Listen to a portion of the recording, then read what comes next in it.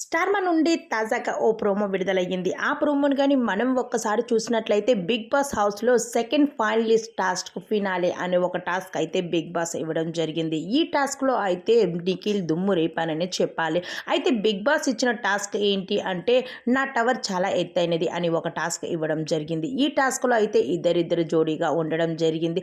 ప్రేరణ, నిఖిల్ ఒక జోడీ, గౌతమ్ నాబెల్ ఒక జోడీ, రోహిణి కూడా మరో జోడీ, అవినాష్ అయితే సంచాలకుగా వ్యవహరించారు. అయితే ఈ బిగ్ బాస్ హౌస్‌లో 3 నిమిషాల్లో గేమ్‌ని పూర్తి చేసి నిఖిల్, ప్రేరణ అయితే విజయం సాధించారు.